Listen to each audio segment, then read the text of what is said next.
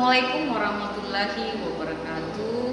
Jumpa lagi dalam mata pelajaran Sejarah Indonesia dengan saya, Ibu Sarina. Apa kabar anak-anakku sekalian? Mudah-mudahan kalian sehat-sehat semua. Dan ingat, di masa pandemik ini selalu patuhi protokol kesehatan, yaitu dengan 3M: memakai masker, mencuci tangan, dan menjaga jarak. Pada kesempatan kali ini kita masih membahas tentang kerajaan Hindu-Buddha yang ada di Indonesia.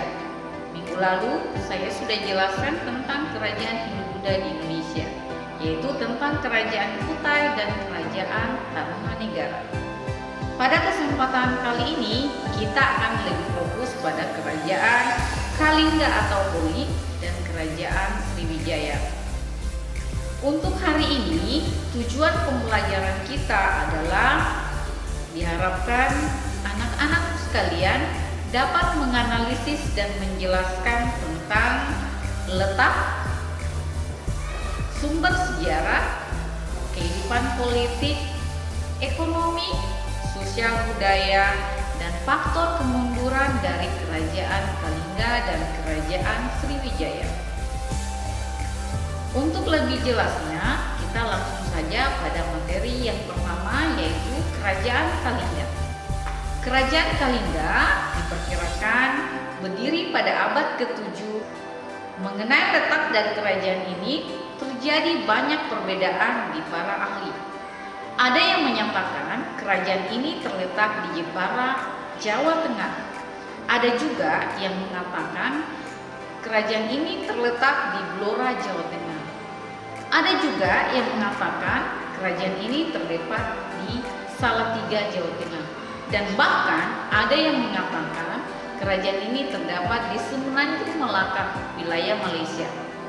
Namun berdasarkan berita Cina, dijelaskan dalam catatan dinasti Qing, dijelaskan bahwa kerajaan ini disebutkan kerajaan Holi yang terletak di Jawa Tengah.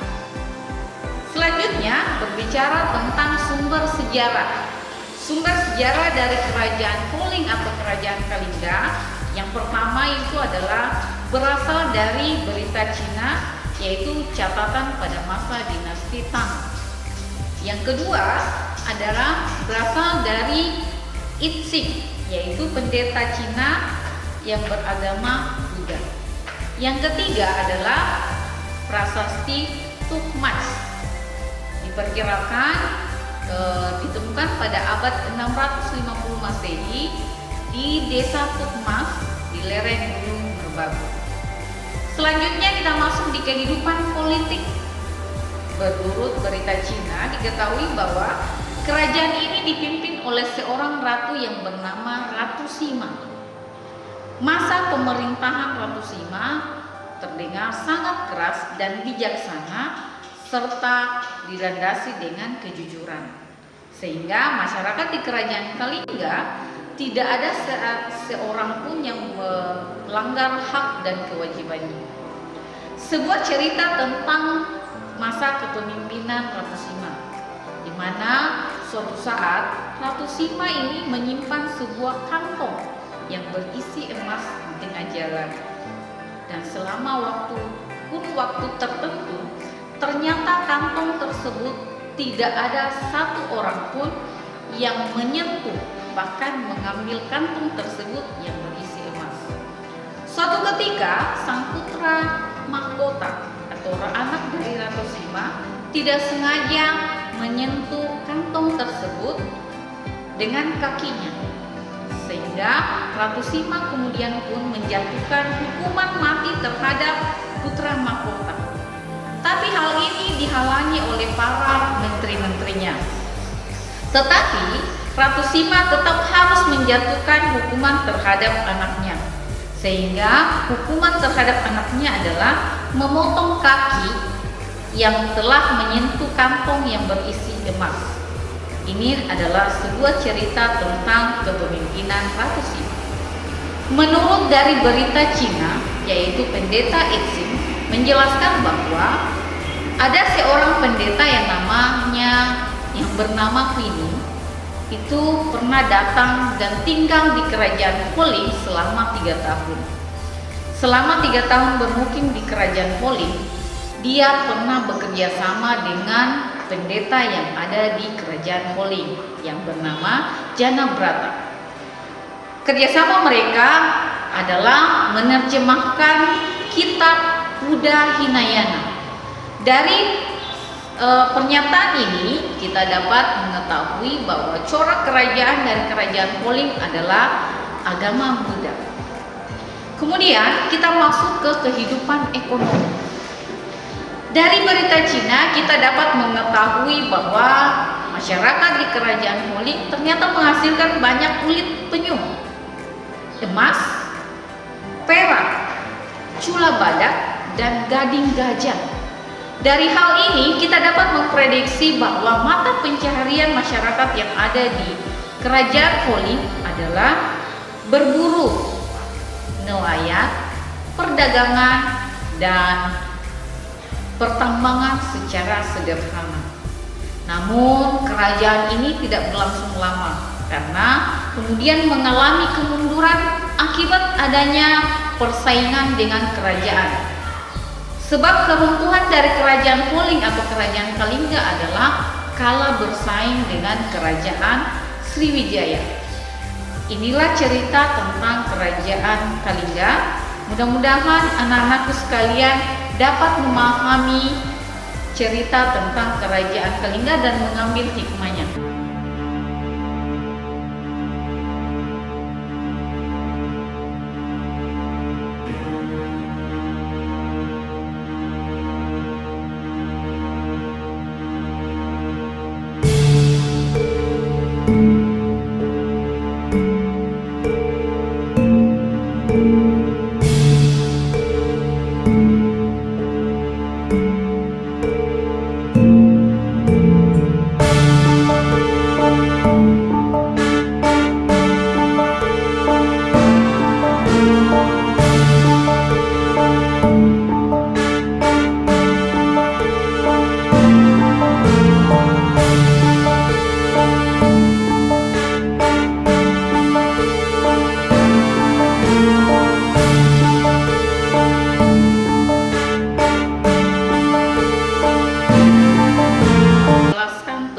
Pesawat terbang yaitu Sriwijaya Airlines ataupun klub sepak bola yaitu Sriwijaya FC. Tapi kali ini saya akan menjelaskan tentang kerajaan Sriwijaya. Sriwijaya berasal dari 2 kata yaitu Sri yang berarti cahaya, Wijaya yang berarti kemenangan. Jadi Sriwijaya itu adalah kemenangan yang bercahaya atau gemilang. Kerajaan ini diperkirakan berdiri pada abad ke-7 dan kerajaan ini merupakan salah satu kerajaan besar yang pernah ada di Indonesia. Kerajaan ini pun pernah membawa Indonesia pada masa keemasannya. Diketahui bahwa awalnya kerajaan ini terletak di Muara Takus, yaitu di Riau. Kemudian setelah menguasai Palembang, pusat pemerintahan kerajaan ini kemudian dipindahkan ke muara Sungai Musi, yaitu Palembang. Perkembangan kekuasaan Sriwijaya kemudian sampai ke Bangka, Jambi Hulu, Selat Sunda, Selat Jawa bagian barat, bahkan sampai ke Jawa Barat. Wilayah kekuasaan yang luas yang dikuasai oleh Sriwijaya ini menandakan bahwa kerajaan ini adalah kerajaan maritim, yaitu kerajaan yang berfokus pada perkembangan yang didukung oleh kelautan. Selanjutnya kita masuk di sumber sejarah kerajaan Sriwijaya. Sumber sejarah kerajaan Sriwijaya ini bisa dilihat dari 2 kategori. Yang pertama itu adalah sumber sejarah yang berasal dari dalam negeri. Sumber sejarah yang berasal dari dalam negeri yang pertama adalah Prasasti Kedukan Bukit. Prasasti ini berisi tentang bagaimana Raja Dapuntahya itu menguasai kerajaan Melayu, kemudian memperluas kekuasaannya sampai ke Jambi. Yang kedua adalah Prasasti Telaga Batu. Prasasti ini berisi tentang kutukan terhadap para rakyat yang tidak mematuhi perintah raja atau bahkan yang melakukan kejahatan di wilayah kerajaan Sriwijaya. Yang ketiga adalah prasasti Talahunggo. Prasasti ini berisi tentang di mana Raja Dapuntanghiang itu membangun sebuah taman yang disebut dengan Sri Setra, di mana taman ini dipergunakan untuk masyarakat Sriwijaya melakukan rekreasi. Kemudian yang keempat adalah prasasti Karangberahi dan prasasti Kota Kapur. Dua prasasti ini menjelaskan tentang bagaimana kerajaan Sriwijaya memperluas kekuasaannya. Itulah tadi tentang sumber yang berasal dari dalam negeri. Sekarang kita masuk di sumber yang berasal dari luar negeri. Yang pertama itu adalah prasasti Nalanda. Prasasti Nalanda ini berisi tentang di mana Raja Balaputradewa membangun sebuah biara di Nalanda. Selain itu juga prasasti ini berisi tentang hubungan dengan kerajaan Pala di Benggala. Yang kedua adalah prasasti Ligor. Di sini menjelaskan bahwa ibu kota Ligor berfungsi sebagai pengawas pelayaran dan perdagangan. Selain itu juga prasasti ini berisi tentang pujian terhadap raja-raja yang berhasil menaklukkan musuh-musuhnya. Selanjutnya yang ketiga adalah berita dari Cina, yaitu catatan-catatan pada masa dinasti Sung. Yang keempat adalah berita dari India, di mana raja-raja di kerajaan Sriwijaya sudah menjalin hubungan dengan kerajaan yang ada di India, seperti kerajaan Kulamandala dan kerajaan Nalanda. Dan yang terakhir adalah berita dari Arab. Ternyata di kerajaan Sriwijaya ditemukan banyak sekali pedagang-pedagang Arab, dan bahkan di pusat pemerintahan kerajaan Sriwijaya ditemukan perkampungan Arab yang digunakan oleh para pedagang sebagai tempat tinggal sementara. Ini adalah sumber-sumber yang berasal dari luar negeri. Kali ini saya akan menjelaskan tentang kehidupan politik dari kerajaan Sriwijaya. Ada 3 raja yang saya akan jelaskan dalam kerajaan Sriwijaya. Yang pertama adalah Raja Dapuntanghiang. Pemerintahan Raja Dapuntanghiang bisa kita lihat dalam prasasti Kedukan Bukit. Pada masa pemerintahan Raja Dapuntanghiang, kerajaan Sriwijaya sudah memperluas wilayahnya sampai ke Jambi. Pada masa pemerintahan Raja Dapuntanghiang, inilah awal mula kerajaan Sriwijaya dikenal sebagai kerajaan maritim. Selain itu juga, Raja Dapuntanghiang sudah melakukan ekspansi wilayah ke arah selatan, yaitu ke Pulau Jawa. Yang kedua adalah Raja Balaputradewa. Raja Balaputradewa pada masa pemerintahannya, kerajaan Sriwijaya mencapai puncak kejayaan. Pada masa ini, pelayaran dan perdagangan masyarakat kerajaan Sriwijaya sudah sangat meningkat. Selain itu, Raja Balaputradewa sudah menjalin hubungan dalam bidang perdagangan, keagamaan, politik, dan pendidikan dengan Raja Dewa Paladewa dari India. Pada masa pemerintahan Raja Balaputradewa, ini bisa dilihat pada prasasti Nalanda dan prasasti Ligor. Yang ketiga adalah Raja Sri Sanggrama Wijaya Tunggawarman. Pada masa pemerintahan Raja Sri Sanggrama Wijaya Tunggawarman, kerajaan Sriwijaya mengalami kemunduran disebabkan karena adanya kerenggangan hubungan antara kerajaan Kola dengan kerajaan Sriwijaya. Ini diakibatkan karena kerajaan Kulamandala melakukan serangan terhadap kerajaan Sriwijaya. Selanjutnya kita masuk ke kehidupan ekonomi. Kehidupan ekonomi Kerajaan Sriwijaya ditunjang oleh perdagangan dan pelayaran, di mana kerajaan ini menjadi pusat perdagangan di Selat Melaka dan Laut Cina Selatan.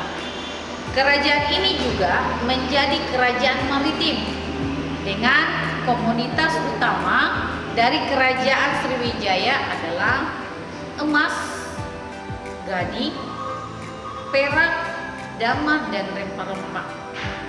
Selain itu, kehidupan sosial masyarakat Sriwijaya itu sudah sangat majemuk. Masyarakat di Kerajaan Sriwijaya sudah mengenal stratifikasi sosial dalam masyarakat.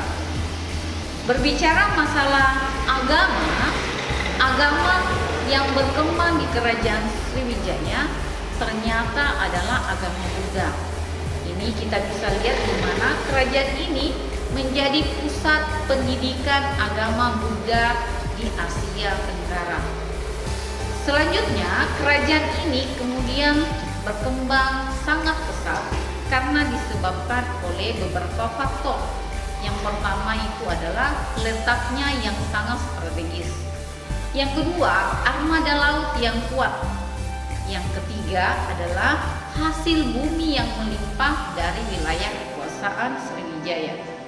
Yang keempat, runtuhnya kerajaan Punan.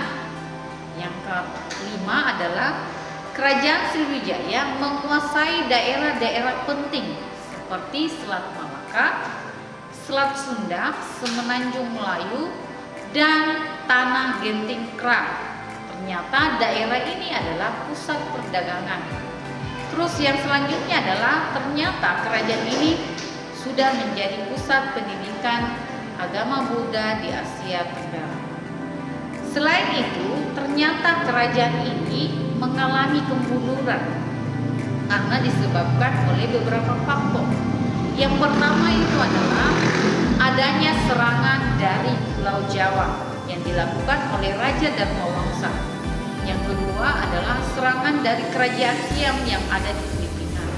Yang ketiga adalah serangan dari kerajaan Chola yang ada di India.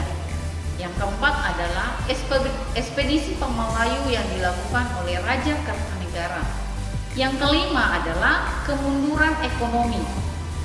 Terjadi kemunduran ekonomi karena bandar-bandar penting yang dikuasai oleh Sriwijaya ternyata ini melepaskan diri dari Kerajaan Sriwijaya, sehingga kemunduran ekonomi oleh Kerajaan Sriwijaya ini mengakibatkan kemunduran perdagangan.